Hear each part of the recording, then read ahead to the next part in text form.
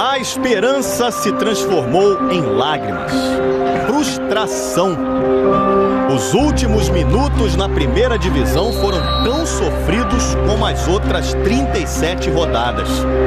Impossível esconder o sofrimento. O Vasco caiu. O torcedor sabia, era uma missão difícil. O Vasco precisava da vitória contra o Atlético Paranaense e de um tropeço de Coritiba ou Criciúma. Mas eu acredito que alguém vai tropeçar, não é possível. Poxa, tá nas nossas mãos, o Atlético Paranaense fez uma partida patética contra o Flamengo na Copa do Brasil. A expectativa é vencer, então vamos trabalhar para conseguir esse objetivo. Mas o primeiro golpe veio cedo. Aos 3 minutos, o Atlético, que ainda buscava uma vaga na Libertadores, fez o primeiro. Paulo Baier cobrou falta, o Manuel tentou desviar. O juiz deu o gol para o Paulo Baier. Aos 17 minutos, briga generalizada e paralisação. Quando o jogo foi reiniciado, o Criciúma já perdia para o Botafogo. O Vasco dependia das próprias forças. E um gol meio sem querer do Edmilson reacendeu as esperanças vascaínas. Gol! Edmilson de ombro! Ou de orelha, se você preferir. Mas foi só. Foi pouco. O Vasco apresentou as mesmas limitações que marcaram o time ao longo do campeonato e o Atlético não perdoou. O goleiro Alessandro escorregou e Ederson fez. E que hora para escorregar, Alessandro! O artilheiro do campeonato aproveitou a fragilidade e o desespero vascaíno. Foi do Ederson a assistência para o Marcelo fazer o terceiro do Atlético. Muitos desistiram, deixaram o estádio e não viram os outros 2 gols do Ederson. Empurra de vez o Vasco para a segunda divisão. Enquanto o atacante comemorava, os jogadores do Vasco observavam. Semblante triste, decepcionado. Ederson marcou 3 vezes contra o Vasco. Chegou aos 21 gols. Artilheiro do Brasileirão. Uma humilhação dupla para a enorme torcida Cruz Maltina. 5-1. Uma goleada impiedosa para sacramentar o rebaixamento vascaíno. Fala família vascaína, sejam bem-vindos aqui ao canal Sociedade Malta, que começa o vídeo com essas cenas lamentáveis aí de 2013, onde culminou com o nosso segundo rebaixamento. Eu trouxe essas cenas iniciais para poder entrar no tema mais específico da live, que foi a entrevista ontem dada pelo goleiro Carlos Germano, o ex-goleiro do Vasco e ídolo do Vasco da Gama, que em 2013 era o nosso preparador de goleiros, ou um dos preparadores de goleiros do Vasco daquela época, né? E as revelações são fortíssimas, né? E ele, inclusive, ao ser questionado por nós através do chat, quero agradecer aqui ao Thiago Fontes por ter lido a nossa pergunta e ter também nos concedido autorização para poder colocar o trecho da matéria da entrevista que foi dada no canal do Vascaíno do Cerrado, para que você tome conhecimento do que se passou naquela temporada, né?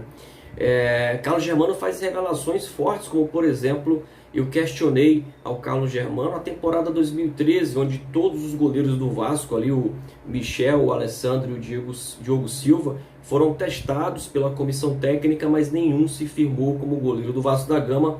E isso, inclusive, foi um dos motivos para que o Vasco sofresse naquela temporada, né? Porque o nível dos nossos goleiros naquela temporada foi ridículo, né? O Vasco teve uma das defesas mais vazadas do campeonato e chegou na última rodada precisando ganhar o Atlético Paranaense, torcendo também por tropeços do Coritiba, por exemplo. E ali o Vasco acabou sendo goleado. E a gente vivendo naquela época com os mesmos problemas que hoje a gente ainda vive, né? Contratações questionáveis, montagem de elenco pífia, confusão nos bastidores, diretor de futebol questionável em suas ações, em contratações que a gente não entende, dispensas que a gente também questionou à época, como por exemplo o Carlos Germano falou que o René Simões chegou ao Vasco da Gama, ele que era o diretor da época, já não renovando com o Felipe, dispensando, não renovou com o Fernando Praz. Veja só, o Vasco tendo um goleiro do nível do Fernando Praz e não renovou a situação. Fernando Praz, que foi um dos heróis da Copa do Brasil, né, daquela temporada também 2012, em que o Vasco quase foi campeão brasileiro. E aí já chegou dispensando todo mundo e não trazendo algumas contratações, como por exemplo a chegada do goleiro Dida, né? O Dida estava apalavrado já, esperando ali uma resposta do Vasco da Gama que não foi dada. A gente vai ver essa revelação aí do Carlos Germano logo após a vinheta. Quero te agradecer se você está nos assistindo até agora e te pedir o seguinte: não é inscrito ainda no canal? Se inscreve, você não paga nada por isso. Deixe o seu like se você gostar do vídeo, isso nos ajuda a ser promovido pelo YouTube para que esse vídeo chegue a mais vascaínos. E se quer ajudar o canal, você pode se tornar membro aqui através desse botãozinho. Seja membro, tem diversos planos com diversos valores aí que cabem no seu bolso. Se não consegue virar membro, a gente vai deixar o Pix aí aqui embaixo para que você ajude da forma que puder também, né? Então depois da vinheta a gente coloca esse trecho da entrevista do Carlos Germano, que falou mais. Ele falou que as contratações feitas à época, de grandes contratações, vinham ali uma série de refugos, uma série de jogadores como contrapeso, né? Escute só o que Carlos Germano tem a dizer.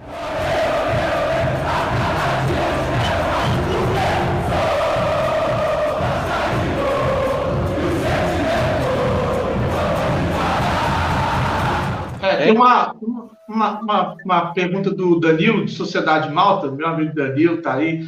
Ele fala o seguinte: boa noite, bancada. Germano, o que aconteceu em 2013, que com 3 goleiros testados no time principal, todos testados e que foram responsáveis também, e deve ser quem foram responsáveis também pela queda? Acho que a segunda parte ali deve ser outra pergunta, né?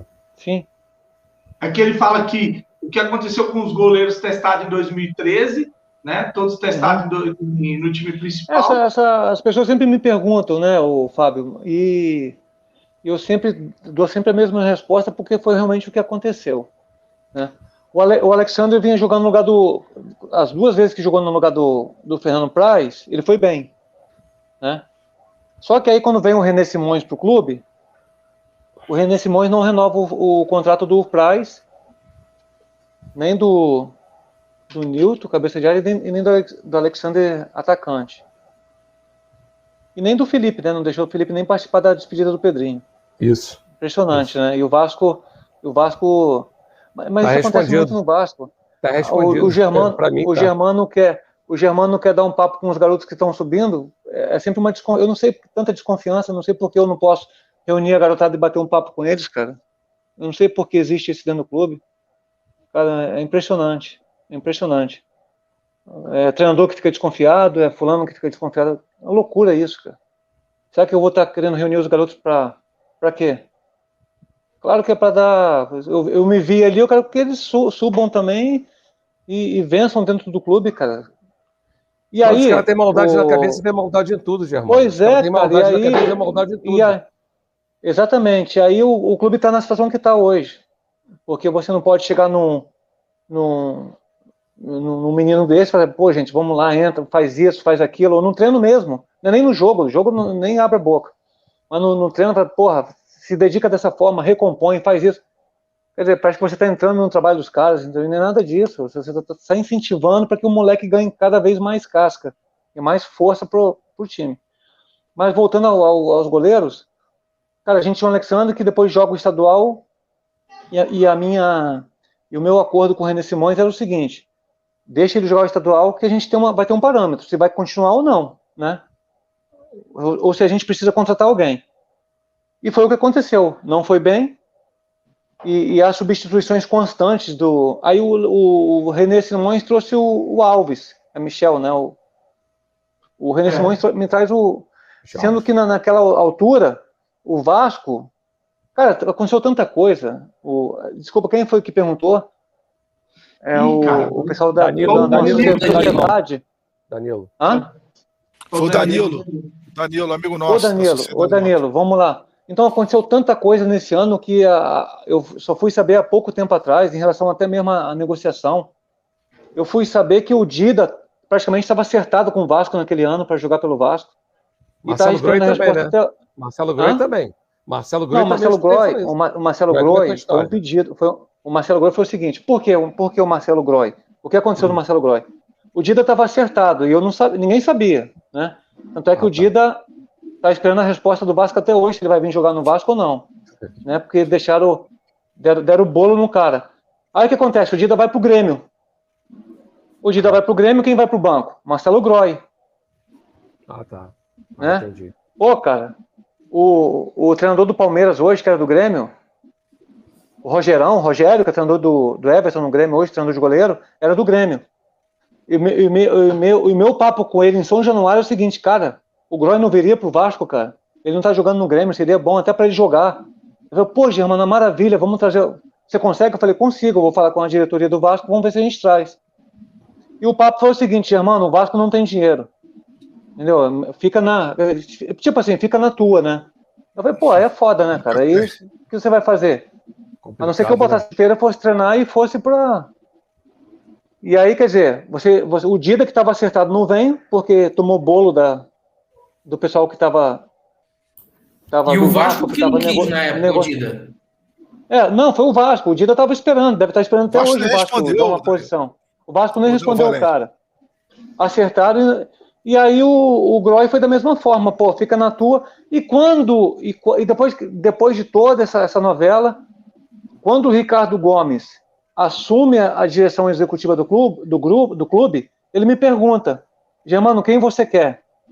Porra, legal isso, né, cara? Legal. Aí eu falei assim, cara, tenta o Groi de novo e tenta o Magrão. Porque na situação que a gente está hoje, com a corda no pescoço, o Magrão, pela experiência, vai dar uma tranquilizada. Só que o Magrão não quis sair do esporte, né, cara? Tá as coisas todas certas no esporte. E aconteceu a mesma coisa com o Groi. Quando ele viu que o Vasco estava naquela situação cara... E outras coisas mais, né, cara? Negócio de salário. Eu falei, pô, aqui eu recebi em dia, lá eu vou ficar 3 meses. Tudo isso pesa. E o cara não veio, cara. Aí o cara, o Germano não quis o Groi. Por mim, é titular do meu time hoje. Só que agora tem que fazer a cabeça dele que ele vai ficar 3 meses sem receber. Olha não. Aí o Danilo agradeceu. Pô, manda um abração pro Danilo aí. Danilo, os caras sempre me perguntam isso, mas a história é toda essa, cara. Do Dida, eu fiquei sabendo, quem me falou do Dida foi o Mauro Galvão, nem eu sabia. Mas, pô, Germano, sabia que eu falei com o empresário do Dida, ele estava acertado com o Vasco naquele ano e o Vasco até hoje não respondeu o cara? Isso, é o seguinte, aquele ano que, no ano que a gente cai, e 2009, quando o ano de 2009 começa, que a gente monta o time para a Série B, foi a mesma coisa, cara. Você traz um Carlos Alberto, cara de peso, um ídolo, traz o Dorival, mas pro Carlos Alberto vir, entra mais 10 né? Tem esse pacote aqui, ó. Aí tem jogador que fica com um contrato 5 anos, recebendo ali 90 mil, 100 mil, 5 anos, o cara vai querer ir embora? Fica ali, fica ali sossegado, eu não pedi para vir pro Vasco, os caras que foram atrás. Aí fica ali um cara com contrato de 3 anos, 5 anos, recebendo, e não tem o que fazer.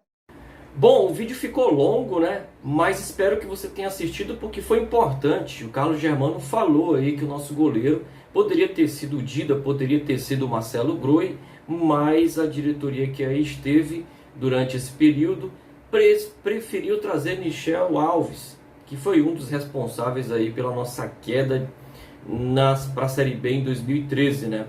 E aí você percebe que as coisas no Vasco são dessa forma, né? Podemos ter jogadores mais técnicos, mais competitivos, multicampeões, mas inexplicavelmente alguns preferem trazer jogadores de baixo nível técnico, desconhecidos, com contratos longos. Você ouviu aí, para trazer o Carlos Alberto, pelo menos uns 10 vieram de contrapeso, sem mesmo nem, alguns até com contratos longos, sem nem saber que estariam vindo para o Vasco. E chegam no Vasco para receber 90, 100 mil, ali num clube como um clube da categoria do Vasco da Gama, gigante, uma ótima vitrine. Você vai querer sair? Não. Estamos vendo isso aí. No caso do Erley, por exemplo, se assemelha muito a isso, né? Vimos outros casos aí que já saíram, como o Felipe Bastos, enfim. Tá aí a explicação de por que o Vasco é essa bagunça, por que o Vasco não se organiza, por que o Vasco não é passado a limpo. Você ouviu de quem conviveu e viveu o Vasco da Gama durante décadas e foi ídolo e conhece os bastidores e as entranhas do Vasco da Gama. Vamos ficando por aqui, fica na paz, fica com Deus e até mais.